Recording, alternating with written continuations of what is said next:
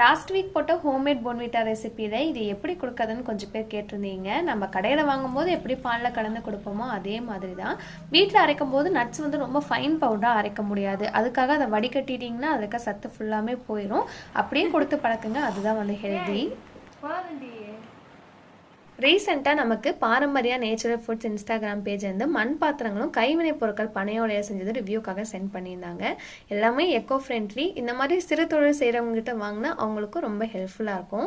இது பார்த்தீங்கன்னா தொட்டாங்குச்சியில் செஞ்ச கரண்டி, பனை ஓலையில் அஞ்சரை பெட்டி, ஃப்ரூட் பேஸ்கெட், இடியாப்பம் பிறந்து நிறைய ஐட்டம்ஸ் எக்கச்சக்கமாக அவைலபிளாக இருக்குது. ஹேங்கிங் லைட் ஹோல்டர் வந்து மண்ணில் ரொம்ப அழகாக இருந்தது. எனக்கு ரொம்ப பிடிச்சது இந்த மேங்கோ ஷேப்பில் இருக்க சாப்பிங் போர்டு, நல்லா வெயிட்டான கத்தியும், எல்லாமே நீட்டான ஃபினிஷிங்கோட சூப்பராக இருந்தது. இவங்க காண்டாக்ட் நம்பர் கமெண்ட் அண்ட் டிஸ்கிரிப்ஷனில் கொடுக்குறேன். இன்ஸ்டாவில் பேஜ் டேக் பண்ண செக் பண்ணி பாருங்கள். இன்றைக்கி ரொம்ப சிம்பிள் மெனு தான். காலையில் தோசையும் தக்காளி தொக்கும், மதியத்துக்கு அத்தை வந்து புளிசாதம் வந்து ரெடி பண்ணியிருந்தாங்க.